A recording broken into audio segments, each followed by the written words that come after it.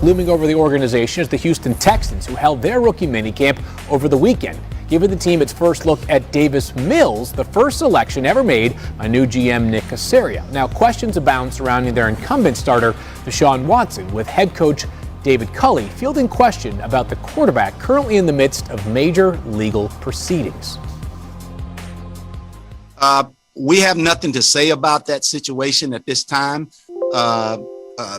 Kyle and ownership a few weeks back indicated about how our organization feels about the situation. I think when Nick was on not long ago, we mentioned that he also mentioned that the legal process is in effect right now, and we're gonna respect that and gonna go from there.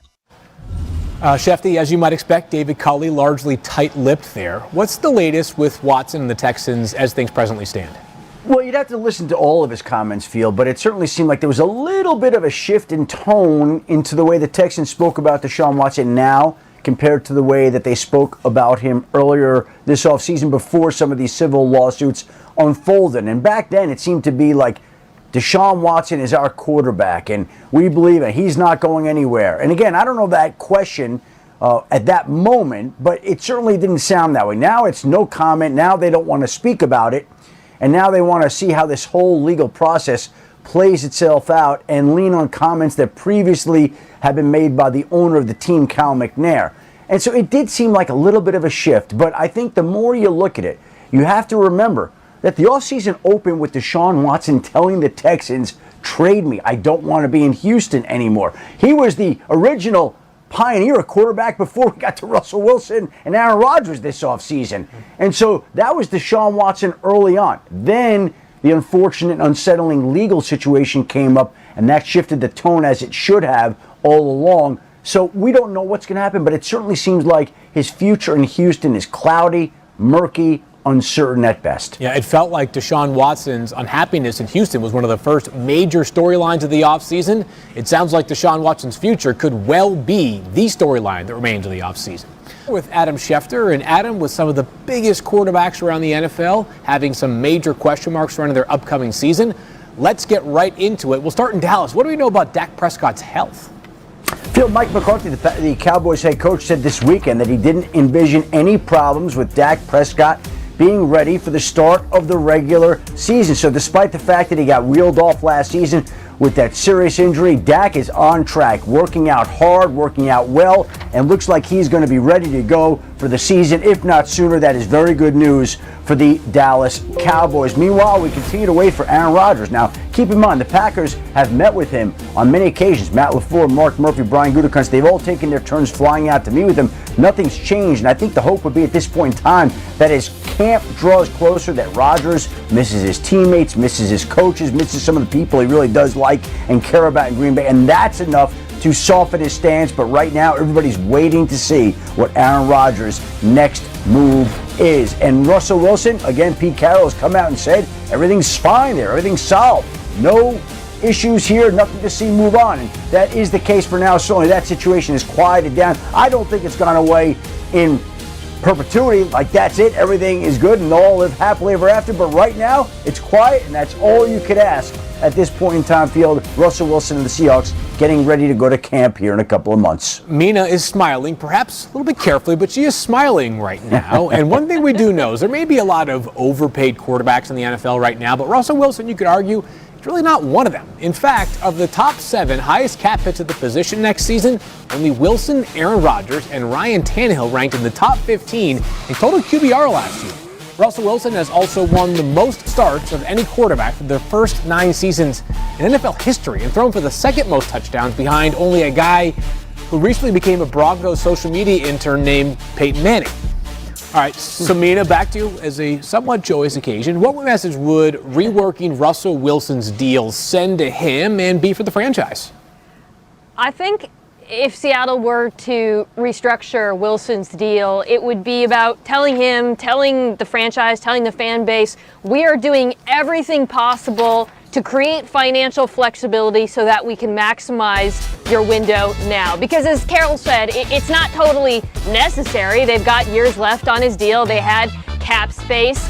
But sometimes it isn't about necessary. Sometimes it isn't about financial responsibility. I mean, look at the Tampa Bay Buccaneers. Yes, Tom Brady joined a roster that was already star-studded, but to me, they did everything possible this offseason to make sure it stayed star-studded.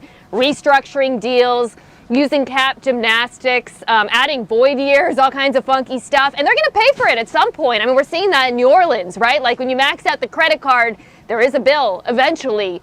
But if you're Seattle and you got Russell Wilson now, I would max out that credit card and do everything I can because, you know, financial responsibility, well, it doesn't feel as good as another Super Bowl ring. Look, Mina is absolutely right. 33,000 total yards. The dude threw 267 touchdowns. All right, a career passer rating of 101. Russell Wilson don't need nothing.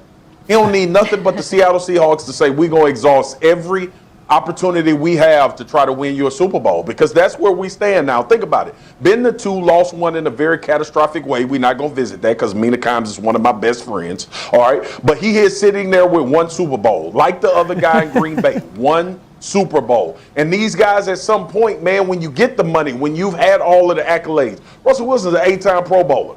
He's been on second team All-Pro. There's nothing for Russell Wilson to do as an individual outside of winning championships. All of those numbers, all of those things, I think at this point in his career matter. But more importantly, not leaving this league with one Super Bowl, i.e. Drew Brees, i.e. potentially Aaron Rodgers. Russell has to be thinking in that way in Seattle as well if they want to keep him happy. Marcus, I'm so glad you brought up Green Bay, because as we try to unpack why is Aaron Rodgers upset, or what did Tom Brady get that he didn't get? We focus so much on the roster and Jordan Love and the first-round wide receivers. I feel that, like Seattle, Green Bay didn't do everything possible in the present tense to maximize the roster. And I really think these quarterbacks, they are looking at Tom, and that is what they're envious of. The fact that the Tampa Bay Buccaneers, again, from a roster construction standpoint, they said, we are going to do everything possible, exhaust every resource, do whatever we can do to these contracts to try to fit these guys in under the cap right now. And that's what Green Bay should have done, and it's what Seattle can still do.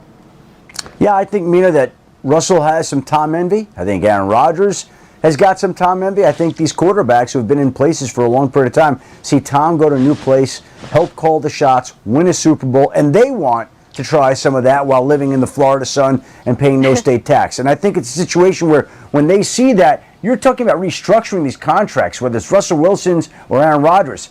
I want to see when Russell Wilson and Aaron Rodgers are willing to do contract extensions. Now, it may get to that eventually, and they may sign on for more years in their respective sites with their respective franchises. But if that happens, that's a big deal to me. If either one of these quarterbacks agrees to a contract extension, because that tells you that they're willing to get past some of the issues they've had with that franchise. They've moved past it, and they're willing to finish their careers where they are right now, which right now I'm not so sure about.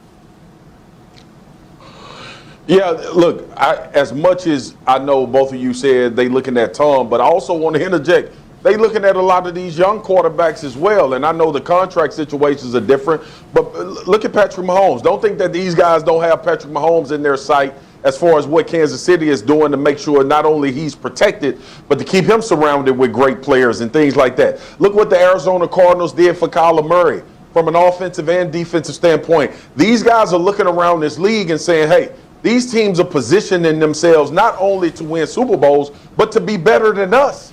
And Russell Wilson has been in Seattle carrying a lot of the load as far as the success for that team, as well as Aaron Rodgers. And not only about Tom, but they're seeing young quarterbacks be catered to as well. And I have to think that has some influence on their mind going forward. Quarterbacks, and more quarterbacks. A story of the offseason. We still have another 4 months before the games actually begin. But from quarterbacks to running backs, because history will say that the Jaguars